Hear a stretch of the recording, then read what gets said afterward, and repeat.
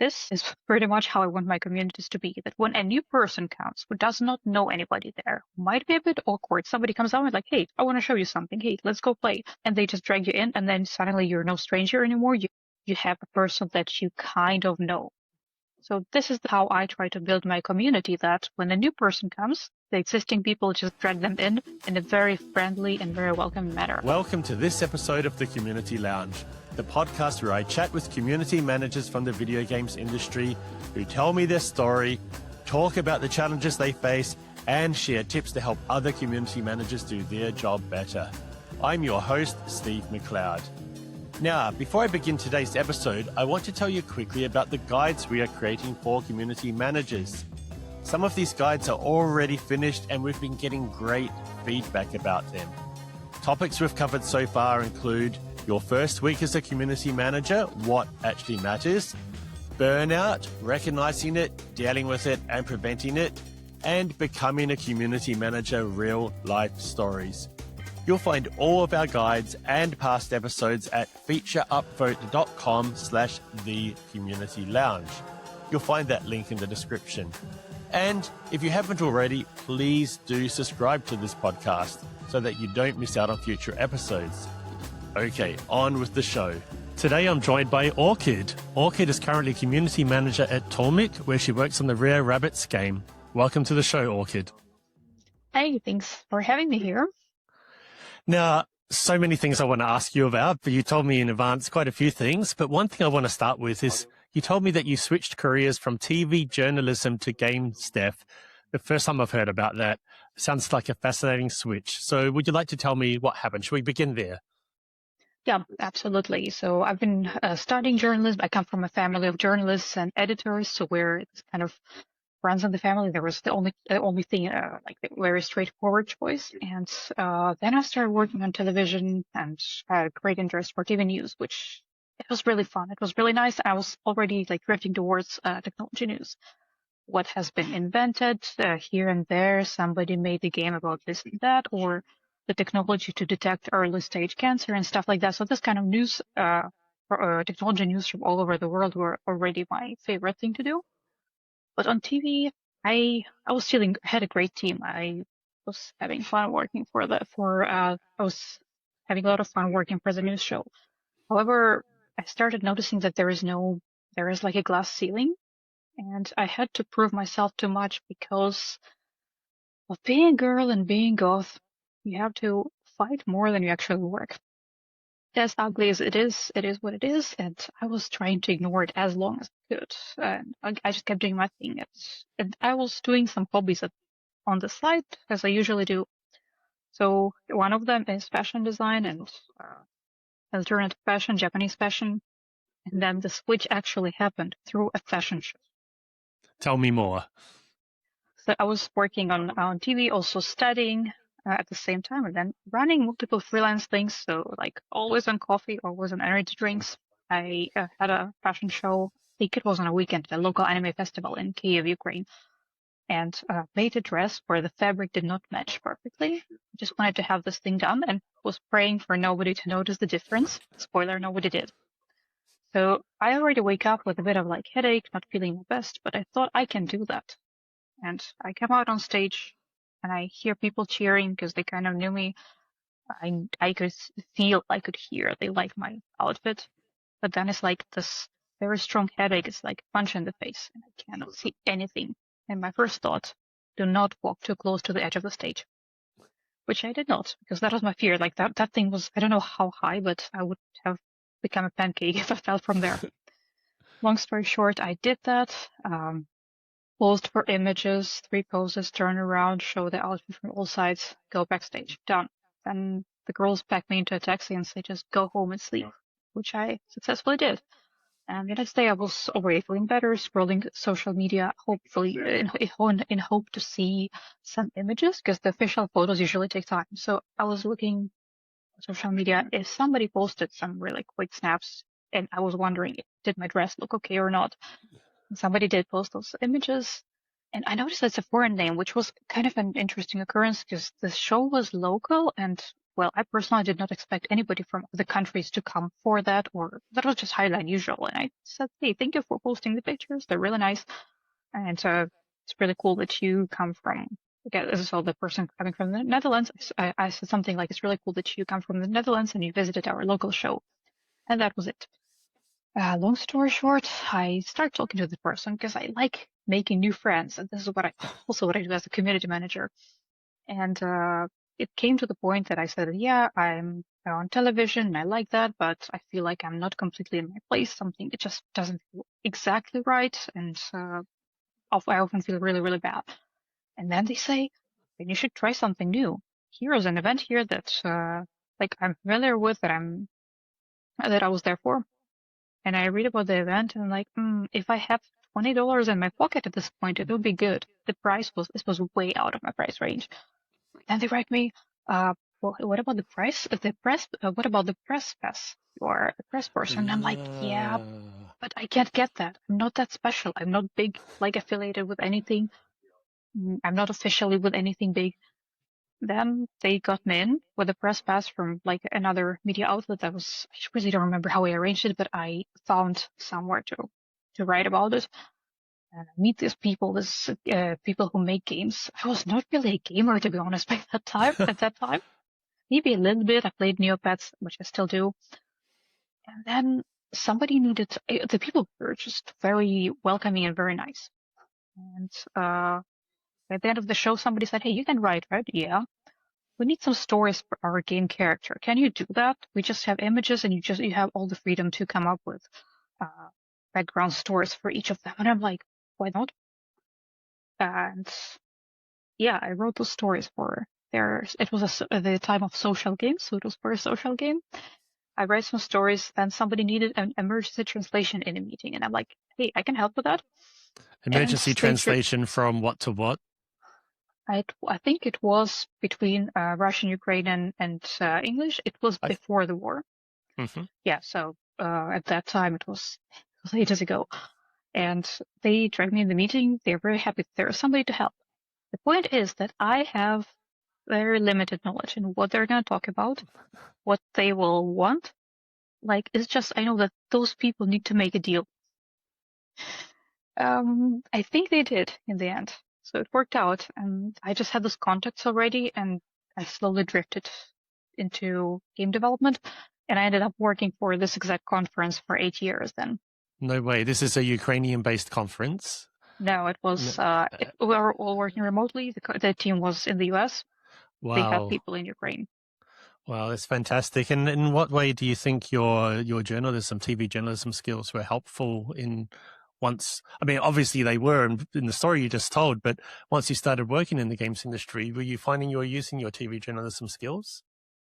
Turns out, yes, even though I didn't think, I thought, okay, all I learned for all those years at university is just useless. Why did I do this? But then turns out that I can find people, for example, for interesting news pieces, which transferred into finding speakers for the conference.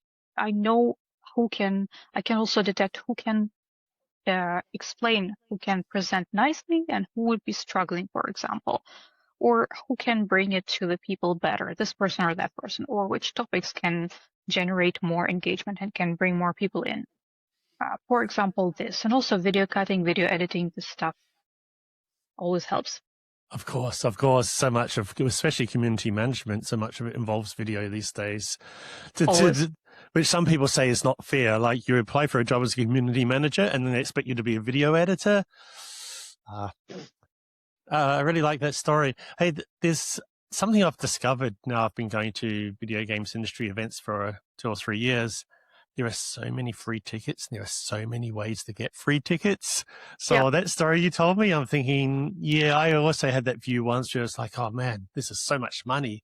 And then suddenly I find myself with a free ticket or a half price ticket. Yeah, there are ways. We were once on vacation and we were at a like exhibition about jail that was really interesting, and we read something about there that just lives in my head rent free. When there is a will, there is a way. I like it. Okay, let's move now into your work as a community manager. So as we said at the beginning, you're currently working at THOMIC on a game called Rare Rabbits. I had a quick look at that before we started talking, and it looks very interesting. You know what Steam said to me? This game is not the type of game you typically play. And I thought, well, fair enough. It's more for it's kind of a cozy game, I guess. What do you do day to day on Rare Rabbits? So just sometimes I do really, really weird stuff. It's not just for rabbits. For example, the last week I spent a few days crocheting mini bunnies, putting bows on them and putting like a small necklace with a QR code to the game. It was yesterday, the day before yesterday, there was a local showcase and I was showcasing rare rabbits. So that's one of the things. I do a lot of stuff as for indie games. You need to be more than creative, and you need to be the sneaky F word. I don't want to curse that. We don't have to censor that, but yeah, you have to be everywhere. So I check social media. I talk to people on social media a bit, and I write to content creators. I just got an email that somebody made a video about the game. So I'm gonna after this podcast, I'm gonna check out that video, write back to that person, share the video with the team, and we'll discuss it in the meeting tomorrow. So I would today, for example, I'll be preparing some social media posts in advance because I gathered some material and I can just make a batch and schedule it out. And if something comes in between, something interesting that we can post, then I'm just gonna post it outside of schedule. Schedule is just the skeleton, and the meat on that we decide as we go. As part of it is planned. So it's very different things. Usually I don't write emails before my first coffee, so I check social media before, then coffee, then emails, then more like planning the strategy part. I like doing that in the second part of the day. I'm more awake. I'm not a morning person at all. There is that. Also, when I'm totally drained, but I still want to do something, I go on YouTube and look for content creators that would probably enjoy the game and whose vibe is just fitting us. And so with Red Rabbits, it's a deceivingly cute game because, yeah, it looks cute. It's very cozy. It's very, I would say, immersive. You just feel good playing that, but also it twists your brain into a pretzel and then, oh, it's 3 a.m. and I'm still trying to breed that rabbit. So it really makes you think. And a short session turns into a multi-hour session. Is it child friendly? I mean, we're not really supposed to be here talking about promoting the game, but I'm actually curious. Is it child friendly? Because I would say so. Then I think I'll have to play it with my daughter sometime. Check it out. That's actually yesterday. The most passionate player was the son of the developer who was showcasing right next to me.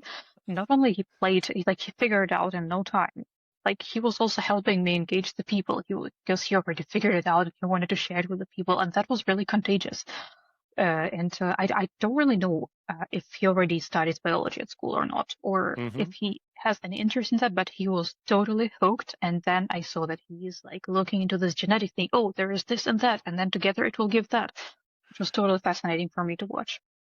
Perhaps he's going to grow up to be a rabbit breeder or a biologist because of the game. Hey, I often admit in these episodes that we do prepare in advance by having shared notes, and that helps us know what to talk about. And there's one thing you wrote about that really grabbed my eye, and I want to ask you about that already. And now that I've said that, I've lost it. Oh yeah, a story of. Tell me about this memorable, positive moment you've had as a community manager, because this is unusual, like what I see there. Or maybe it's your ability as a journalist to know how to get me hooked. But tell me more about this one.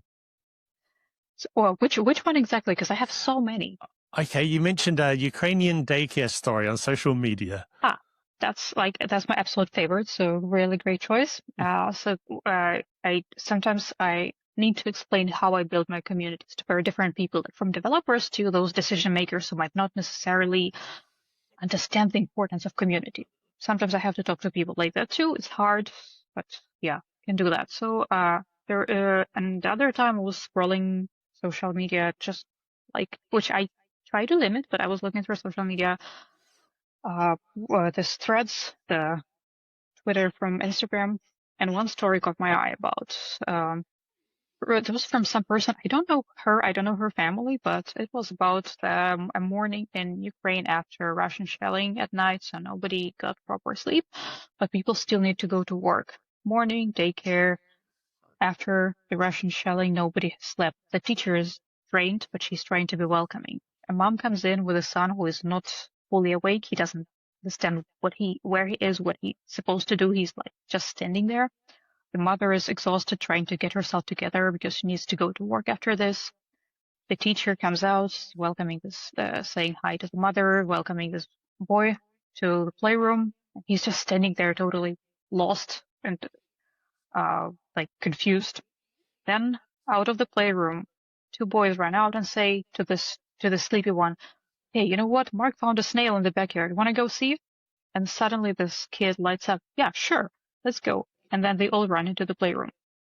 So this principle is pretty much how I want my communities to be. That when a new person comes who does not know anybody there, might be a bit awkward, might feel, well, when you walk into a room full of strangers, even if if they're nice, you don't know that they're nice. You just feel awkward. And then somebody comes out and like, "Hey, I want to show you something. Hey, let's go play."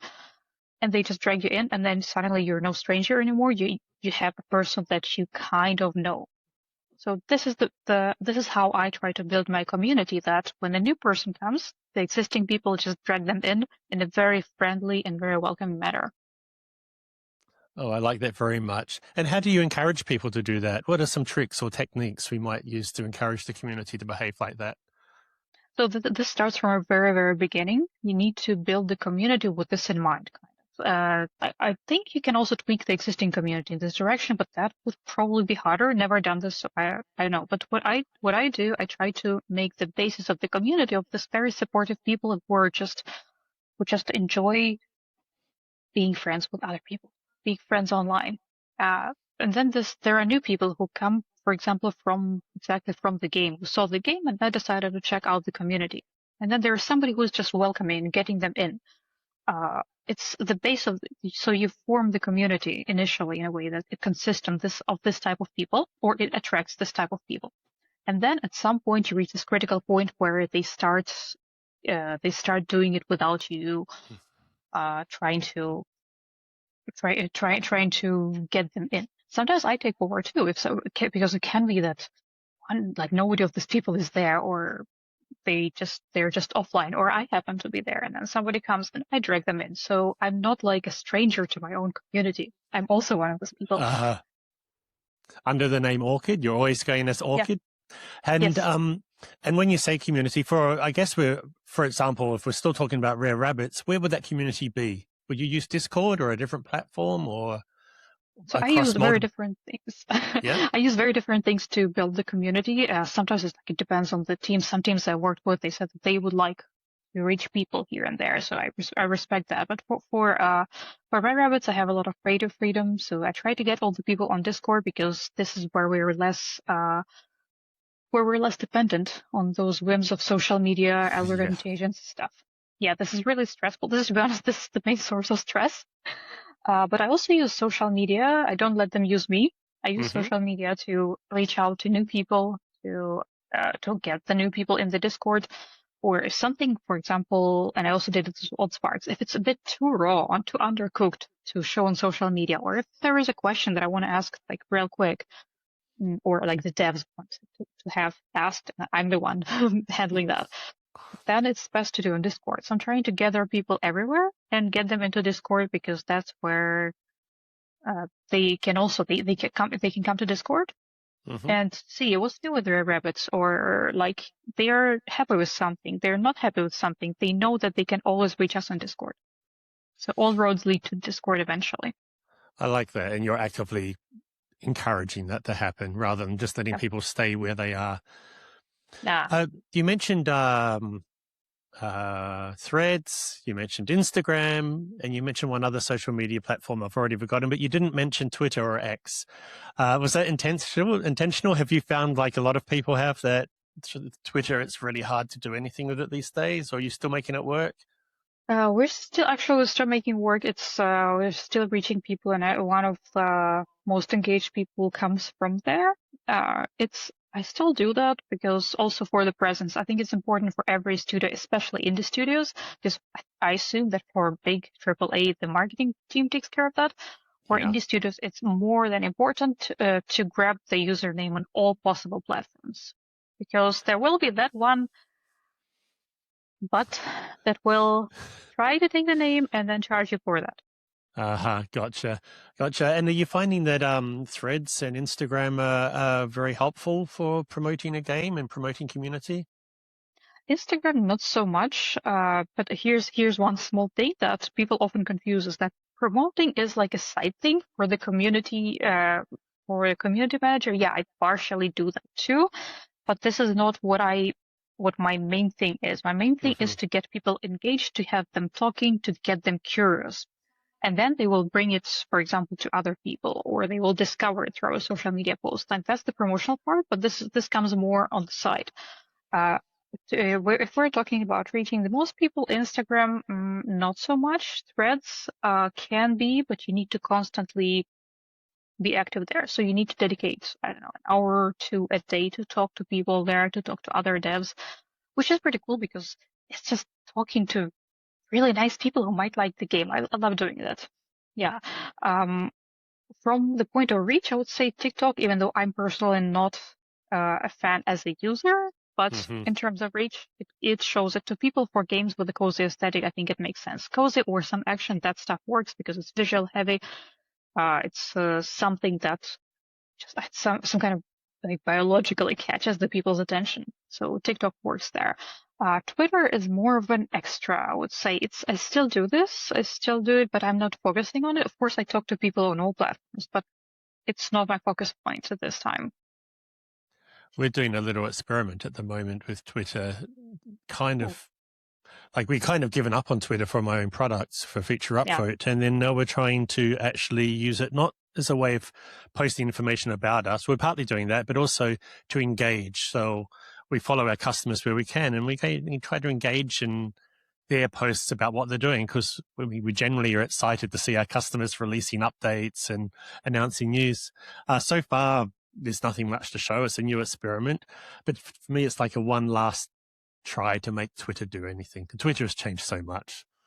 Yeah, sadly, it's not as like this ads in your face and whatnot. But it's a good idea to do it on the side. So, for example, you can, I think, Blue Sky. You could give it a try. I have a feeling that you'll reach more people there. It also requires an hour or two a day. You just need to go there talking to people, and then you can focus on Blue Sky, and then you repost the same stuff on, for example, on Twitter. That's pretty much what I'm trying to do. Okay, nice. You mentioned OddSparks before. What's OddSparks? Yeah. What can you tell me about this? OddSparks was this my very first job here in Germany since I moved. This is again deceivingly cute automation game, but it's like the automation is surprisingly deep. Think of Victoria Satisfactory. I like both of those too, but it's wrapped in a cute aesthetic, and the mechanic of getting things done is throwing creatures around. Think of Pikmin. So it's like Pikmin meets Victoria, something in this direction. I like games that are uncommon, therefore a bit harder to get out there. I like a good challenge. So I've been working on OddSparks for 2 years. And the community there is, I would say, one of those which I'm most proud of. Yeah, why are you proud of it? Tell me a story that shows why you're proud of the community of OddSparks. There's a lot. First of all, there is the game community. The game community, and there is also the team that is a community of itself, which is we're still like all friends and all I'm pretty close. So with the OddSpark community, I had a big challenge. In the beginning, I could not show or say anything. What the game is gonna be, work in progress. But I needed to get the people somehow. I needed to start early to get the people to get the people to know us, the team. And I thought, okay, we have really good people and we have office dogs. And that was the key thing. Everything that has paws works just wonders on social media. And I knew this as a cat opener to 3 spoiled rescue cats. I knew this trick. And I thought, okay, let's give it a try. So I basically built the community on the fact of love for pets and showing off the people and the team, what they do. So it was like a connection between the team that are making something awesome. We're going to tell you about it once we can.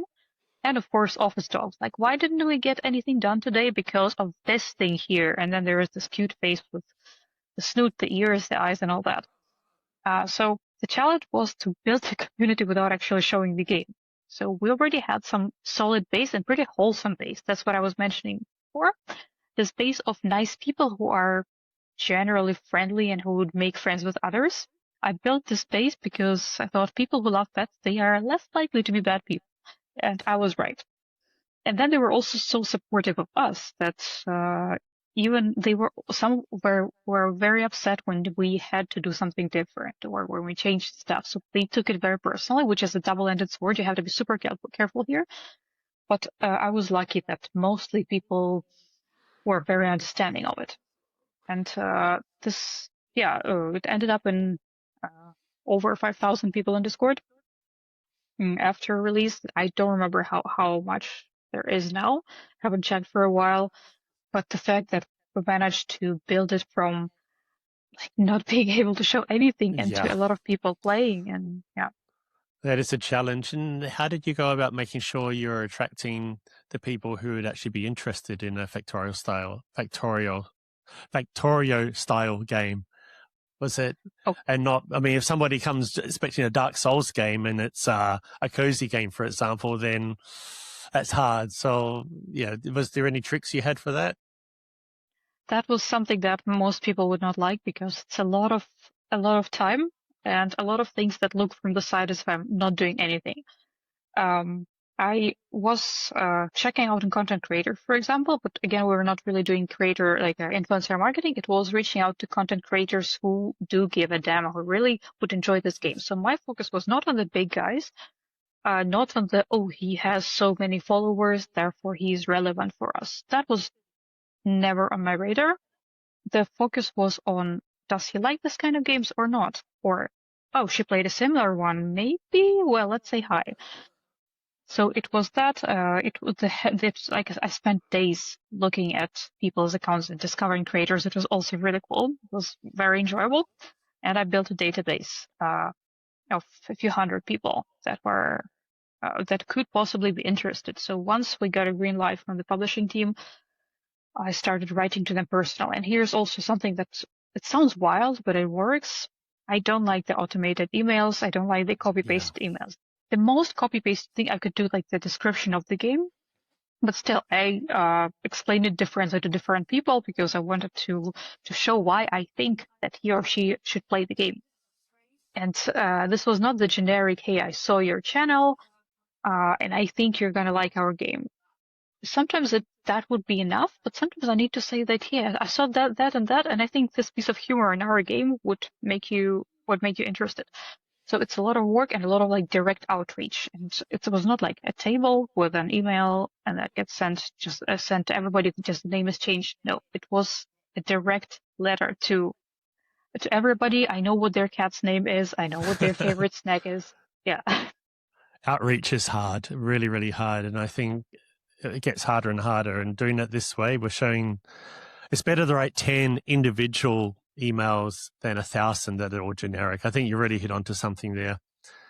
Yeah. I also liked in the whole story of Hot Sparks, I like the way that you set the tone of the community right from the beginning. Like, it's not an accident what tone a community gets. You have a lot of choice in that as a community manager if you're starting from the beginning. I guess it's different if you inherit it. Let's move on for tips you might have for people wanting to become a community manager. Again, you wrote something in our shared notes there that made me smile, but I'm not going to say what that is. I'll let you say it in your own words. So tell us your tips you have for people wanting to become a community manager. If you have this idea in your head, just don't and get a better idea, honestly. The other way the easiest way to become why do you say that? Why do you say don't? Because the other way to becoming a community manager is to grow up as a neurotic people pleaser, and there you go, you're just you're a good community manager. But to be serious, it's really like I would reconsider now, even though I really love what I do. It's really fun. It's fulfilling. It's satisfying, and it's never boring. So I absolutely love what I do. But a lot of companies will try to skimp on it. They will try to. They don't understand how much time and effort it is. That it's a full-time commitment. That it's not something that can be done within 5 minutes during your day and like you're scrolling through social media and want to make money. It's not like that. companies, and especially not the creative people, but the people who are not familiar with creative processes, they often think that this is something that they can give to unpaid to people they're not paying. And I think this is highly unethical. Probably get canceled for this, but yeah, I find it really, because this is work. This is a lot of work. Yeah. The second thing is that with the current state of the games industry, with the layoffs and stuff, again, the layoffs are not usually not initiated by the dev teams, not by the creative teams. People who make those decisions, they will be first to get rid of you as the non-essential. Of course, this will have consequences, but they don't know it, and they will probably not see it so much. They will just see the numbers in a spreadsheet. So there is that, and it's really disheartening. It's really unpleasant. The third thing is that, again, there is this, I'm not trying to talk anybody out of that, but I just want to spare people some nerve cells. There is one thing that is but ugly. It's like, honestly, I'm trying to keep my breakfast in there while talking about it because it's disgusting. It's more disgusting than a snail. For me, there's nothing more than more disgusting than a snail, but this is. Like, if you come from a country that's not like one of the biggest ones, there will be not so nice people that will try to squeeze more of you for less, just because you're based not in, I don't know, not in the EU, US, UK, or other big countries. So I am begging you, I am asking you again for your do not go for it. Like, protect your sanity, because this is a one-way ticket to burnout land. I've been halfway to burnout land. I turned around and jumped out of the plane, but it's just something that you need to keep an eye on. Like, you know what if you're already decided that you want to build communities, you know that it's work, you know that it takes your energy, your health, your time, your brain power. It takes a lot. So do not sell yourself for cheap. That's one thing. Of course, being reasonable is important. If it's something that's like smaller, part-time, but you just feel like that, then you can go for some more, like, or you can find a compromise. It's always about that. But if it's some bigger company that you see that they would probably support somebody more if they were from somewhere else, you just think twice if you need it. But if you're determined, if you just want to do this, if you're aware of all the possible negatives and all the dangers and you still want to do this, you keep an eye on what makes you want to join this or that community. I'm not just talking about the game communities or offline ones, but generally, what makes you want to come and hang out with these people? Where, if you've had a lousy day, where would you go to get your mind off things? Which people would you talk to? And you just make notes of this, and this is a very good basis for you to build your community on. There is that, and make friends with devs. Like, simple as that. Not that you are expecting something out of them. This is a big mistake that I've also seen. You just go out to events and you meet the indie developers. That was what I did in different countries, different events. You follow them on social media, you stay in touch, and once any of them needs support, you just see that they're posting about that. You just offer your help. You just reach out to them. Like, the worst thing is that they say no. If they're butts to you, it's on them and not on you. This is also super important to remember. There's some really good answers there. Really good answers. I want to just touch on the first part, what you had to say. An interview I did recently that's not yet being published was with somebody who was a community manager, but is now working in the PR side of games. And I did that show for a reason. I wanted to show that community management it's not you forever. Like, there are things to do. It is a role, like you mentioned, that often is the first to go. Although there are some community managers who've been in the same role for 10 years, but often, it's the first to go. There are other places in the games industry that want you to. There are opportunities. And even outside of the games industry, there's things that take the skills you develop as a CM, but can use you in a place with less stress and usually more pay and so on. Unfortunately, some people just have a fatal attraction to working in the games industry because it is an interesting career, right? An interesting industry. Totally, more that, and yeah, those skills were quite useful. I actually worked as a PR manager for a really awesome team for some time, and it was just because of like legal stuff that I didn't stay there longer. Otherwise, I think I would still be working there because those people, not only the team is amazing, but the games they publish are just, I want all of them. I already got a big part, but yeah, I kind of studied that partially. So also as a former journalist, this plus community stuff, and then I can take all of it together and bring it to any other industry. Social media, I think you can, as a former community manager, you can do social media for brands, for example, because they underestimate the power of community. So I would say the brand that understands that and actually implements it, even more sneaky, not so publicly, those brands are winning the people in the long run. Yeah, good one. Orchid, we're running out of time, but I still have the last and most important question for you. What games have you been playing lately? Oh, that's kind of my gaming preferences are all over the place. So of course I've been playing a lot of Rare Rabbits because it just happens to be my type of game. That's that. There's that, and then there is something that is my addiction since forever, is virtual pets. So I've been playing Tamagotchi Plaza on my Switch, and I have the Uni device, like the physical device, and you can connect those two and have like your creature play in the game, something like that. That I have not done yet, but that's the plan for the next weekend.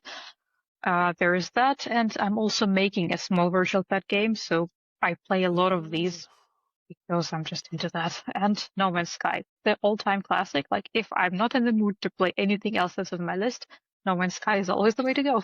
Wow, No Man's Sky. This is the procedurally generated space exploration game that had a rocky launch, right? But Yeah.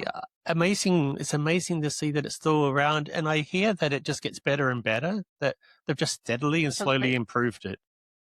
Absolutely, and this is also like a very inspiring story for me. How you, with good communication, again, this comes in my professional direction. With good communication, you can turn things around and actually win people over again, and win the new people over. On top of that, the music for the game is by one of my favorite bands, so it's a win-win. Which band is that? 65 Days of Static. To wrap up, thanks again for being on the show. Anytime. It's an honor for me. And where can listeners get in touch if they'd like to know more about what we've discussed today? I think the link tree, it has all the links that are relevant.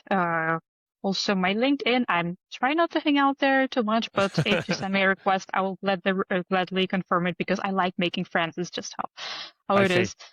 Is your LinkedIn your LinkedIn is on the link tree? Oops, nope. Thanks for the reminder. Not yet. And also the good old email. I'm a bit old school, so that's the easiest way to reach me because that is something I check obsessively almost 24/7.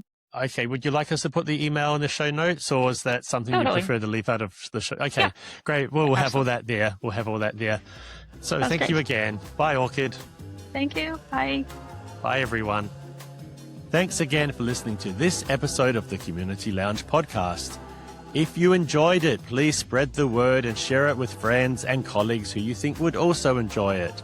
And to make sure you don't miss an episode, subscribe to the show on Apple Podcasts or on Spotify or your favorite podcast app.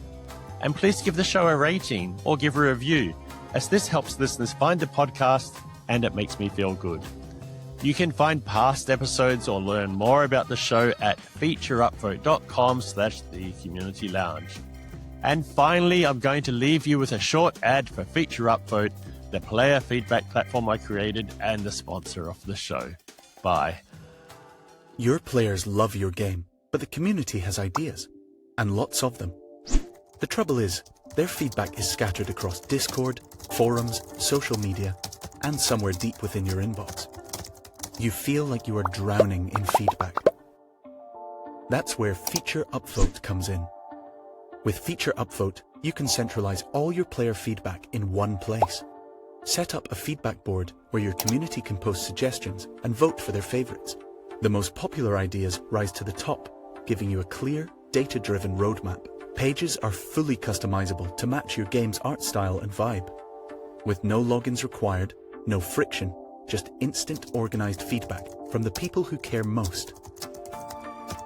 Stunlock Studios, the team behind V Rising, uses Feature Upvote as a centralized, organized way to collect and prioritize player feedback. With spam filtering, duplicate merging, and integrations for tools like Jira and Discord, nothing slips through the cracks. As a result, more player satisfaction and a stronger, loyal community. Get started today and get the flood of player feedback under control.